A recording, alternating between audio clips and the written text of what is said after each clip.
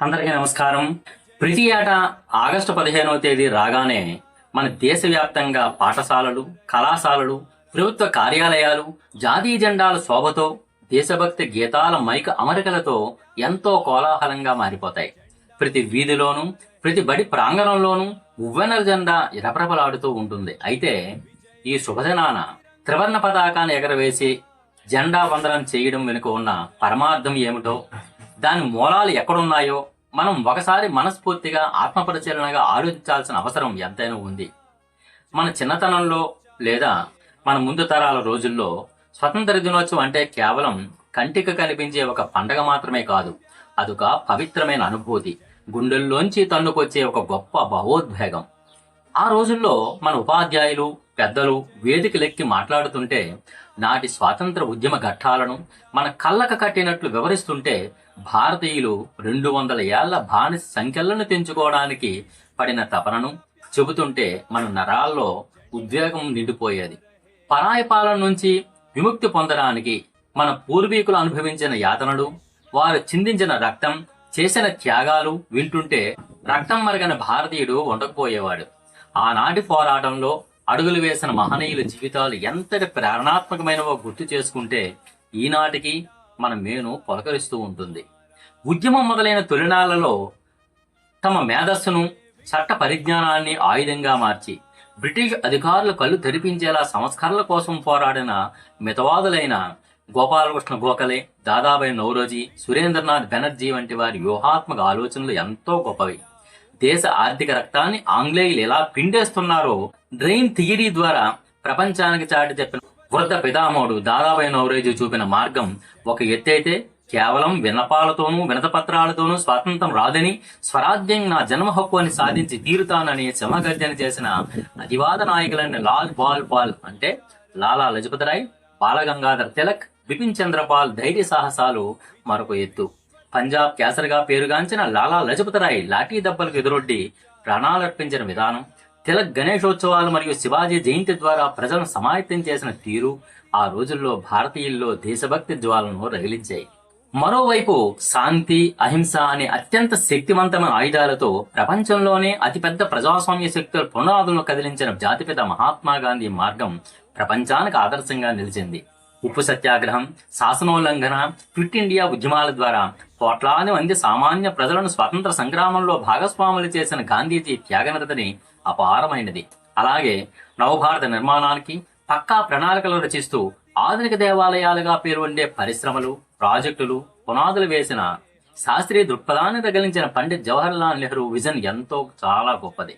వీరికి తోడుగా నాకు రక్తాన్ని ఇవ్వండి, మీకు నేను స్వాతంత్రాన్ని ఇస్తాను అని పిలుపునిచ్చి ఆజాద్ హింద్ ఫౌజ్ సైన్యాన్ని నిర్మించి బ్రిటిష్ సామ్రాజ్యాన్ని గడగడలాడించిన సుభాష్ చంద్రబోస్ తిరుగులేని వీరత్వం, ఇంక్విలాబ్ జిందాబాద్ నిరసిస్తూ చిరునవ్వుతో ఉరికొయ్యకు ముద్దాడిన 23 ఏళ్ల యువ కిశోరం భగత్ సింగ్, రాజగురు సుఖదేవులు బలిదానాలు మన గుండెల్లో ఎప్పటికీ వెలుగుతూనే ఉంటాయి. ఆంధ్ర ప్రాంతానికి వస్తే అల్లూరి సీతారామరాజు, మన్యం విప్లవం ద్వారా ఆంగ్లేయులు వణికించిన తీరు, ఆంధ్రకేసరి టంగుటూరు ప్రకాశం పంతులు మద్రాసు వీధుల్లో బ్రిటిష్ తుపాకులకు రొమ్ము చూపిన వీరత్వం, మన జాతీయ జెండాకు రూపునిచ్చిన పింగళ వెంకయ్య, మన జాతీయ గేయం మా తెలుగు తల్లికి అందించిన శంకరంబ సుందరాచారి, స్వదేశీ ఉద్యమంలో కీలక పాత్ర పోషించిన కోటగిరి వెంకట కృష్ణారావు వంటి ఎందరో యోధులు మన నేల ఇచ్చిన ఆణిముత్తులను, వీరి చరిత్రను వింటూ పెరిగిన నాటి తరం ఎంతో భావోద్వేగంతో, దేశభక్తితో వికాసం చెందింది. కానీ దురదృష్టవశాత్తు నేటి సమకాలీన సమాజంలో స్వతంత్ర దినోత్సవ వేడుకల స్వరూపం, వాటి వెనుక ఉన్న సారాంశం పూర్తిగా మారిపోయింది. ఈనాడు జెండా ఎగురవేసే వేదికల మీద మునుపటి పవిత్రమైన భావోద్వేగం గాని, నాటి నాయకుల త్యాగాల స్మరణ గాని, వారి సిద్ధాంతాల చర్చ గాని ఎక్కడా కనిపించడం లేదు. వేదికలపై నిలబడే నేటి నాయకులకు ఆనాటి నాయకుల గురించి గాని, అప్పటి క్లిష్టమైన పరిస్థితుల గురించి గాని ఒక్క సమస్య చెప్పడానికి తీరుబడి లేకుండా పోయింది, కనీసం తెలియదు కూడా. ఈనాటి సభలు, సమావేశాలు కేవలం ఆయా రాజకీయ నాయకులు తమ స్వంత ప్రకటన గొప్పలు చెప్పుకోవడానికి, తమ ప్రభుత్వం చేసిన చేయని సంక్షేమ పథకాల జాబితాను చదవడానికి, ఒకరిపై ఒకరు రాజకీయ విమర్శలు చేసుకోవడానికి, లేదా తమ స్వార్థ ప్రయోజనాలను ప్రచారం చేసుకోవడానికి మాత్రమే పరిమితమైపోతున్నాయి. కానీ ఎక్కడైనా వేదికపై మాట్లాడేటప్పుడు ఏదో ఒక మూల ముచ్చటగా గాంధీ, నెహ్రూ, పటేల్, బోస్ పేర్లను ముఖస్తుతిగా ప్రస్తావించడం తప్ప వారి ఆశయాల గురించిన అంతర్మథనం కానీ ఆ సిద్ధాంతాలను సమాజంలో ఎలా అమలు చేయాలో చెప్పే ప్రణాళిక కానీ నేడు ఎక్కడా కనిపించడం లేదు.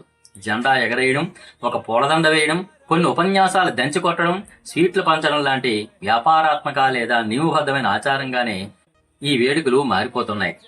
మనం ఒక్కసారి కళ్ళు తెరిచి చూడాలి.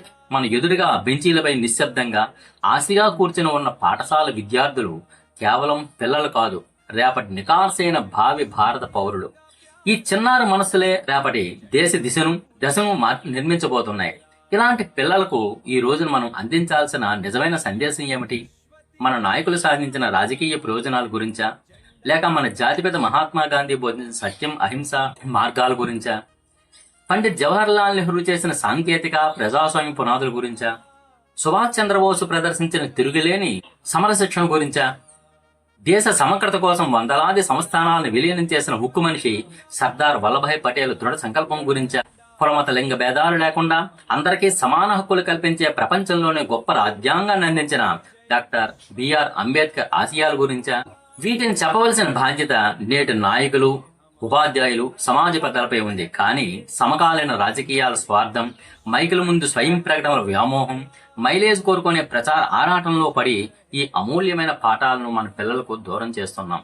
నాటి నాయకులు దేశం కోసం తమ ఆస్తులను, కుటుంబాలను, ప్రాణాలను, సర్వస్వాన్ని త్యాగం చేస్తే నేటి పరిస్థితుల్లో దేశాన్ని, పదవులను తమ స్వార్థం కోసం, స్వలాభం కోసం ఎలా ఉపయోగించుకోవాలనే ఆలోచన సమాజంలో ఎక్కువైపోయింది.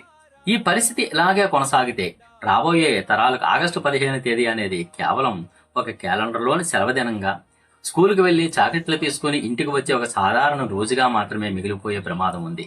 దేశం అంటే కేవలం మట్టి కాదని, మనుషులని, మన పూర్వీకుల త్యాగాల పునాదుల మీద రూపుదిద్దుకున్న ఈ స్వాతంత్ర్యాన్ని నిలబెట్టుకోవడం ఎంత కష్టమో రాబోయే తరాలకు తెలియకుండా పోతుంది.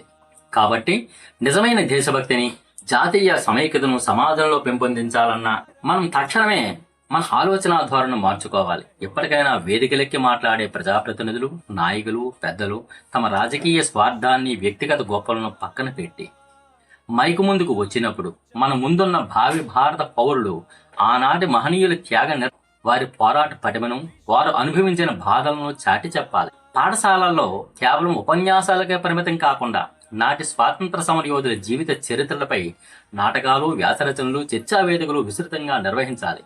ఈ స్వాతంత్ర దినోత్సవం వేళ మనమందరము ఒక దృఢమైన సంకల్పం తీసుకుందాం.